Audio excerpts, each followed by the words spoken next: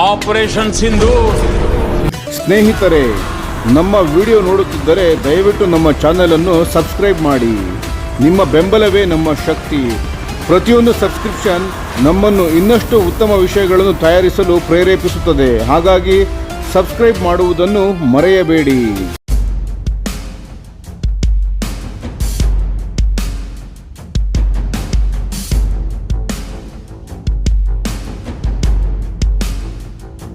ಪಾಕಿಸ್ತಾನಕ್ಕೆ ಟರ್ಕಿಯ ANKA-3 flying wing UCAV. ಭಾರತೀಯ ವಾಯುಪಡೆಗೆ ಇದು ಹೊಸ ತಲೆನೋವೇನು?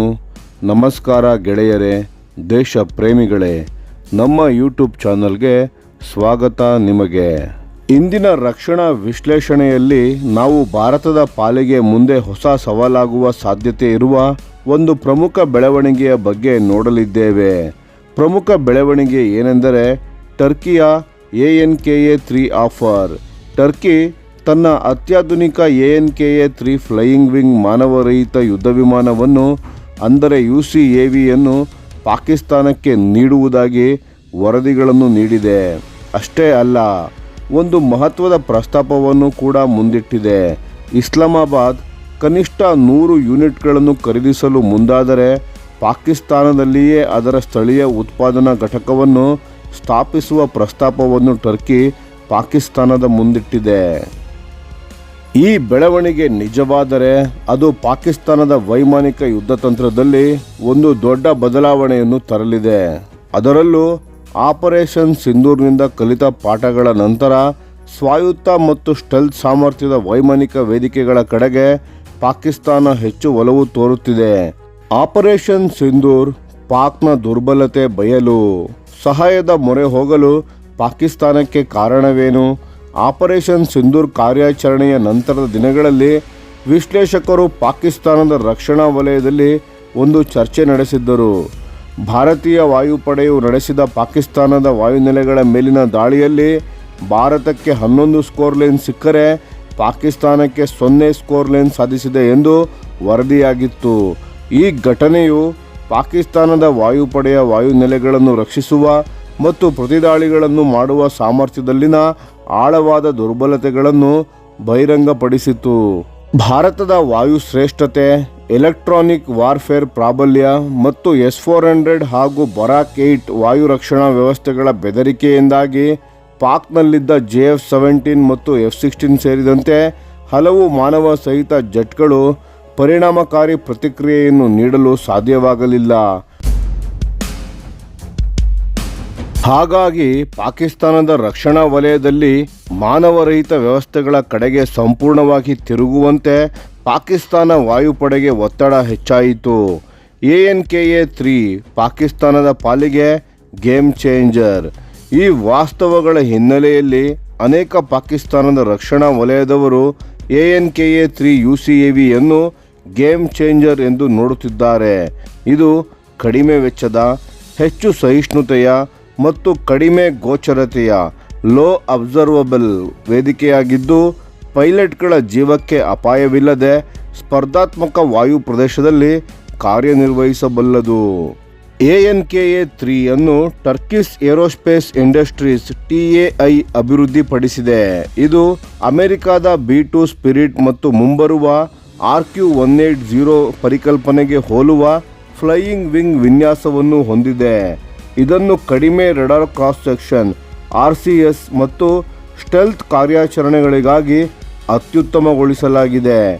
ANKA-3ನ ಪ್ರಮುಖ ಉದ್ದೇಶಗಳು: ಡೀಪ್ ಸ್ಟ್ರೈಕ್ ಮಿಷನ್ಗಳು, ಶತ್ರು ದೇಶದೊಳಗೆ ನುಗ್ಗಿ ದಾಳಿ ಮಾಡುವುದು; ಸೀಡ್ ಶತ್ರು ವಾಯು ರಕ್ಷಣಾ ವ್ಯವಸ್ಥೆಗಳ ನಿಗ್ರಹ; ಎಲೆಕ್ಟ್ರಾನಿಕ್ ವಾರ್ಫೇರ್ ಕಾರ್ಯಾಚರಣೆಗಳು. ಒಂದು ವೇಳೆ ಇದು ಪಾಕಿಸ್ತಾನದಲ್ಲಿಯೇ ಉತ್ಪಾದನೆಯಾದರೆ ಪಾಕಿಸ್ತಾನ ವಾಯುಪಡೆಯು ತನ್ನ ಪಶ್ಚಿಮ ಮತ್ತು ಪೂರ್ವ ಗಡಿಗಳಲ್ಲಿ ಈ UCAVಗಳನ್ನು ದೊಡ್ಡ ಸಂಖ್ಯೆಯಲ್ಲಿ ನಿಯೋಜಿಸಲು ಸಾಧ್ಯವಾಗುತ್ತದೆ.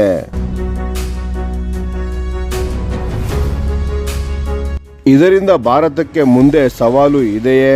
ಸೈದ್ಧಾಂತಿಕವಾಗಿ ಒಂದು ದೊಡ್ಡ ಶ್ರೇಣಿಯ ಸ್ಟೆಲ್ತ್ UCAVಗಳು ಭಾರತದ ವಾಯು ರಕ್ಷಣಾ ವ್ಯವಸ್ಥೆಯನ್ನು ಜಟಿಲಗೊಳಿಸಬಹುದು. ಇದನ್ನು ಸ್ವಾರ್ಮ್ ಟ್ಯಾಕ್ಟಿಕ್ಸ್, ಗುಂಪು ದಾಳಿ ಅಥವಾ ಮಾನವ ಸಹಿತ ವಿಮಾನಗಳ ಜೊತೆಯಲ್ಲಿ ಡಿಕಾಯ್ ಕಾರ್ಯಾಚರಣೆಗಳಿಗಾಗಿ ಬಳಸಿದರೆ ಅದು ಭಾರತದ ರೆಡಾರ್ ಜಾಲಗಳು ಮತ್ತು SAM ಬ್ಯಾಟರಿಗಳನ್ನು ನೆಲದಿಂದ ಗಾಳಿಗೆ ಚಿಮ್ಮುವ ಕ್ಷಿಪಣಿಗಳಿಗೆ ಗೊಂದಲಗೊಳಿಸಬಹುದು ಅಥವಾ ಮುಳುಗಿಸಬಹುದು. ಭಾರತೀಯ ವಾಯುಪಡೆಯ ಮುಂಚೂಣಿ ವಾಯುನೆಲೆಗಳು ಪಾಕಿಸ್ತಾನದ ವ್ಯಾಪ್ತಿಯಲ್ಲಿ ಇರುವುದರಿಂದ ಈ ಏಕಕಾಲಿಕ UCAV ದಾಳಿಗಳು ಸವಾಲನ್ನು ಸೃಷ್ಟಿಸಬಹುದು. ಭಾರತದ ಪ್ರತಿತಂತ್ರ ಮತ್ತು ಸವಾಲಿನ ಮಿತಿ. ಆದರೆ ಇಲ್ಲಿ ಒಂದು ಮುಖ್ಯವಾದ ಅಂಶವನ್ನು ನಾವು ಗಮನಿಸಬೇಕು. ANKA-3 ಸ್ಟೆಲ್ತ್ ವೈಶಿಷ್ಟ್ಯಗಳನ್ನು ಹೊಂದಿದ್ದರೂ ಇದು ಸಬ್ಸಾನಿಕ್ ವಿಮಾನವಾಗಿದೆ. ಅಂದರೆ ಇದು ಶಬ್ದದ ವೇಗಕ್ಕಿಂತ ನಿಧಾನವಾಗಿ ಹಾರುತ್ತದೆ. ಅಷ್ಟೇ ಅಲ್ಲ, ಪಾಶ್ಚಾತ್ಯ UCAVಗಳಂತಹ ಅತ್ಯಾಧುನಿಕ ಸೆನ್ಸಾರ್ ಫ್ಯೂಷನ್ ಮತ್ತು AI ಚಾಲಿತ ಸ್ವಾಯತ್ತತೆ ಇದರಲ್ಲಿಲ್ಲ. ಭಾರತದ ಸುಧಾರಿತ ವಾಯು ರಕ್ಷಣಾ ವ್ಯವಸ್ಥೆ integrated air command and control system IACCS ನೆಟ್ವರ್ಕ್ನೊಂದಿಗೆ ಜೋಡಿಸಲಾದ ರೆಡಾರ್ಗಳು, AWACS airborne early warning and control systems ಮತ್ತು ಅಸ್ತ್ರ ಕ್ಷಿಪಣಿಗಳನ್ನೊಳಗೊಂಡ Su-30 MKI ಮತ್ತು ರಫೇಲ್ F3R ನಂತಹ ದೀರ್ಘ ಶ್ರೇಣಿಯ ಇಂಟರ್ಸೆಪ್ಟರ್ಗಳು ಇವೆಲ್ಲವೂ ಈ ಡ್ರೋನ್ಗಳು ನಿರ್ಣಾಯಕ ಗುರಿಗಳನ್ನು ತಲುಪುವ ಮೊದಲೇ ಅವುಗಳನ್ನು ಪತ್ತೆ ಹಚ್ಚಿ ನಿಷ್ಕ್ರಿಯಗೊಳಿಸುವ ಸಾಮರ್ಥ್ಯವನ್ನು ಹೊಂದಿದೆ. ಇಷ್ಟೇ ಅಲ್ಲದೆ ಭಾರತದ ಸ್ಥಳೀಯ ಪ್ರಯತ್ನಗಳಾದ ಘಾತಕ್ UCAV, ಸ್ವಿಫ್ಟ್ ಪ್ರಾತ್ಯಕ್ಷಿಕೆ ವಿಮಾನ ಮತ್ತು ಲಾಯ್ಟರಿಂಗ್ ಮ್ಯುನಿಷನ್ಸ್ಗಳು ಸಹ ವೇಗವಾಗಿ ಅಭಿವೃದ್ಧಿ ಹೊಂದುತ್ತಿವೆ. ಈ ಯೋಜನೆಗಳು ಭಾರತೀಯ ವಾಯುಪಡೆಗೆ ತನ್ನದೇ ಆದ ಸ್ಟೆಲ್ತ್ ಮಾನವರಹಿತ ಸ್ಟ್ರೈಕ್ ಸಾಮರ್ಥ್ಯವನ್ನು ನೀಡಲಿದ್ದು, ಪಾಕಿಸ್ತಾನವು ANKA-3 ಮೂಲಕ ಪಡೆಯಲು ಬಯಸುವ ಯಾವುದೇ ತಾತ್ಕಾಲಿಕ ಪ್ರಯೋಜನವನ್ನು ಪರಿಣಾಮಕಾರಿಯಾಗಿ ನಿಷ್ಕ್ರಿಯಗೊಳಿಸುತ್ತವೆ. ಒಟ್ಟಾರೆಯಾಗಿ ಹೇಳುವುದಾದರೆ ಪಾಕಿಸ್ತಾನಕ್ಕೆ ANKA-3 ಆಫರ್ ಆಪರೇಷನ್ ಸಿಂಧೂರ್ ಸಮಯದಲ್ಲಿ ಬಯಲಾದ ಹೆಚ್ಚುತ್ತಿರುವ ಸಾಮರ್ಥ್ಯದ ಅಂತರವನ್ನು ಕಡಿಮೆ ಮಾಡಲು ನಡೆಸಿದ ಒಂದು ತಂತ್ರದ ಹತಾಶೆಯನ್ನು ತೋರಿಸುತ್ತದೆ. ಇದು ಪಾಕಿಸ್ತಾನಕ್ಕೆ ಸಕಾರಗೊಂಡರೆ ಭಾರತವು ತನ್ನ ಸ್ವಾಯತ್ತ ಸ್ಟ್ರೈಕ್ ಪರಿಸರ ವ್ಯವಸ್ಥೆಯನ್ನು ವೇಗಗೊಳಿಸಲು ಒತ್ತಾಯಿಸುತ್ತದೆ. ಆದರೆ ಭಾರತೀಯ ವಾಯುಪಡೆಯ ಉತ್ತಮ ರೆಡಾರ್ ಕವರೇಜ್, ಎಲೆಕ್ಟ್ರಾನಿಕ್ ವಾರ್ಫೇರ್ ಸಾಮರ್ಥ್ಯ ಮತ್ತು ವೈಮಾನಿಕ ಯುದ್ಧದ ಅನುಭವದ ಮುಂದೆ ಈ UCAVಗಳು ತೀವ್ರ ಪ್ರತಿರೋಧವನ್ನು ಎದುರಿಸುತ್ತವೆ. ANKA-3 ಪಾಕಿಸ್ತಾನಕ್ಕೆ ಒಂದು ಮಾನಸಿಕ ಬೂಸ್ಟ್ ನೀಡಬಹುದು, ಆದರೆ ಅದನ್ನು ಭಾರತೀಯ ವಾಯುಪಡೆಯ ವಿರುದ್ಧ ವಿಶ್ವಾಸಾರ್ಹ ತಡೆಯಾಗಿ ಪರಿವರ್ತಿಸಲು ಕೇವಲ ತಂತ್ರಜ್ಞಾನ ಸಾಲದು.